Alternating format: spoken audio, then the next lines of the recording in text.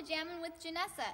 This is our last week of doing these videos online for you this summer, and I'm so sad that the time has just flown right by, but we do have a great video for you, so stay tuned. Today, myself and Trina are going to be leading you in a couple of worship songs. I'm very excited to have her leading alongside me today.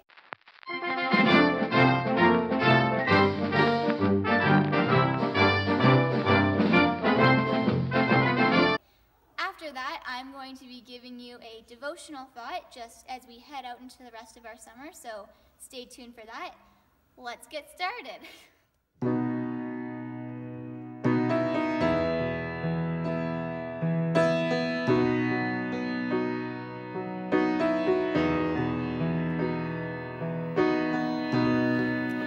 Worthy of every song we could ever sing, worthy of all the praise we could ever bring, worthy of every breath we could ever breathe. We live for you,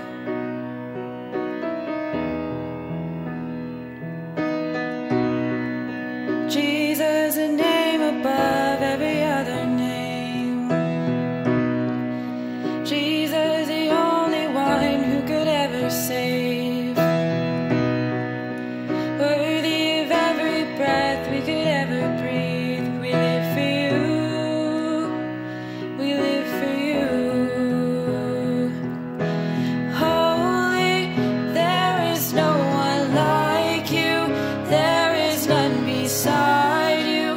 Open up my eyes in wonder and show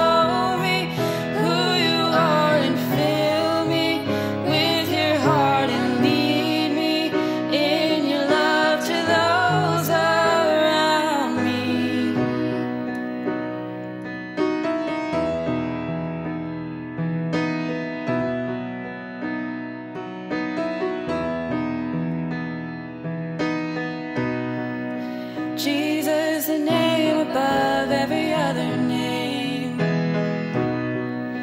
Jesus, the only one who could ever save, worthy of every breath we could ever breathe. We live for you, we live for you. Holy, there is no one like you, there is none beside you. Open up my eyes in wonder and show me who you are, and fill me with your heart and lead me in your love to those around me.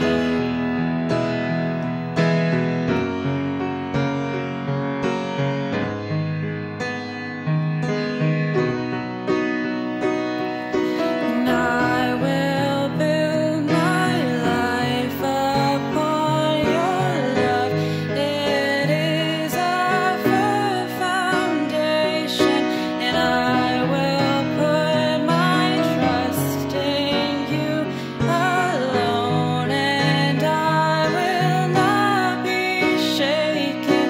And I will build my life upon your love. It is a firm foundation, and I will put my trust in you alone, and I will not be shaken.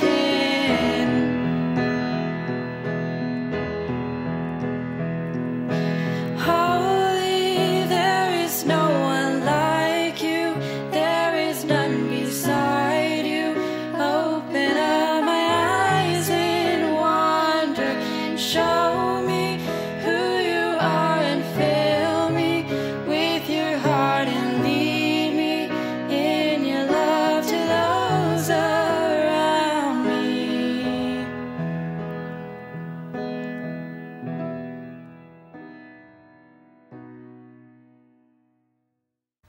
Wow, guys, I had a brilliant idea. The next song that we're going to do is taken from Psalm 46:10, which is our camp verse for the summer. The song is called Still, and the line that is used is, "Be still and know that I am God." I hope that you enjoy!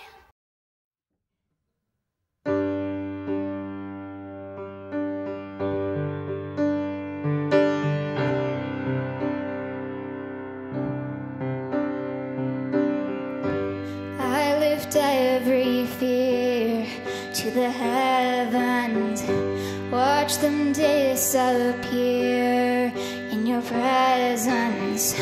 One by one they fall into perfect peace. You know everything, yeah, you listen through my anxious thoughts with compassion.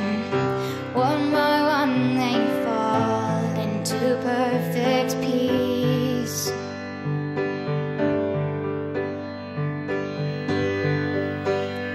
So I will be still. Oh, I will be still and know that you are God. Every wall I face, every giant, every lasting chain, every lion, one by one they fall into perfect peace.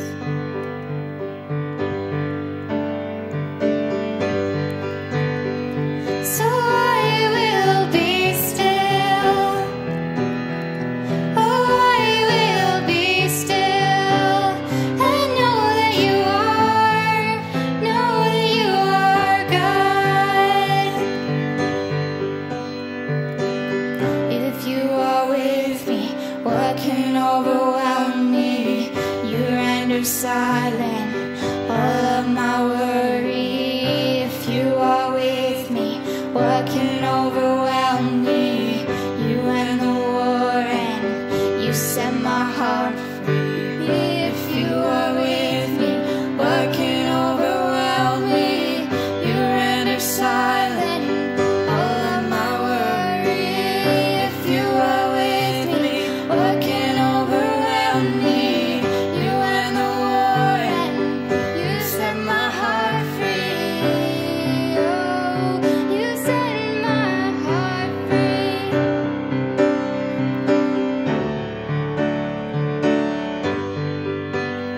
So I will be still. Oh, I will be still and know that you are God.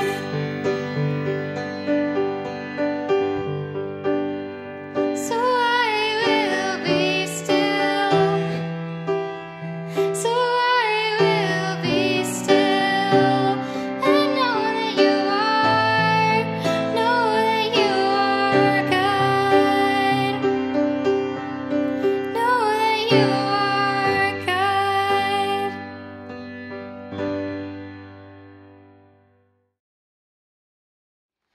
Hi guys, I'm going to be sharing a devotional thought with you of just kind of where I've been at the past couple of months and some of the things that God has shown me. So a couple of months ago, I was reading through 1 Kings and came across this part of the story of Elijah that I want to read to you. The passage that stood out was 1 Kings 19:11 through 13. The Lord said, "Go out and stand on the mountain in the presence of the Lord, for the Lord is about to pass by." Then a great and powerful wind tore the mountains apart and shattered the rocks before the Lord, but the Lord was not in the wind. After the wind there was an earthquake, but the Lord was not in the earthquake. After the earthquake came a fire, but the Lord was not in the fire. And after the fire came a gentle whisper. When Elijah heard it, he pulled his cloak over his face and went out and stood at the mouth of the cave. So Elijah is searching for God, but he doesn't seem to be in the places that Elijah is searching. He's not in the fire, he's not in the earthquake or the wind. Rather, he's in the form of a gentle whisper. So there are several directions that I think you could go from the story, but I'd like to take a look at two aspects that I've found to be relevant to my life, at least personally.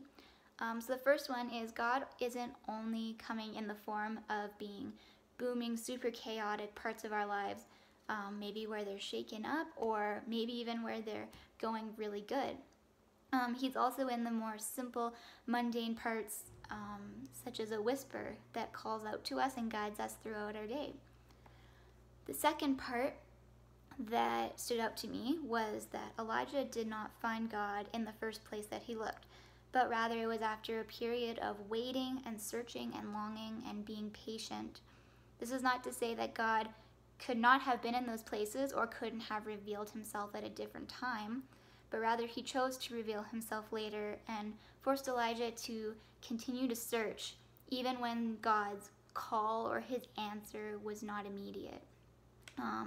Elijah had to have patience, and it was only after the chaos and in the quiet that the Lord chose to reveal himself in the form of a whisper.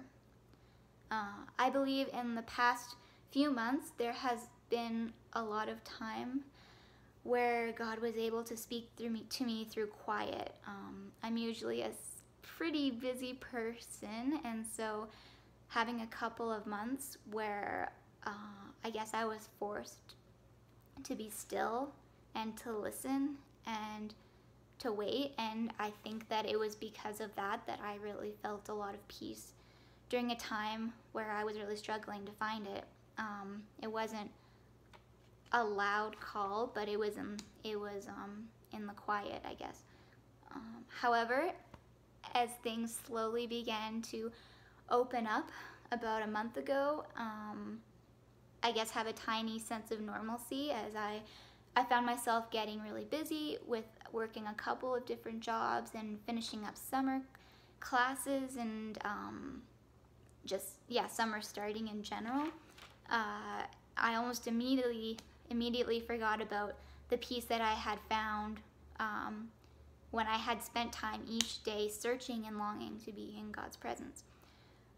I think that I'm not alone in this, something that maybe a few other people will relate to. I also think that this is something that relates to what happens at camp.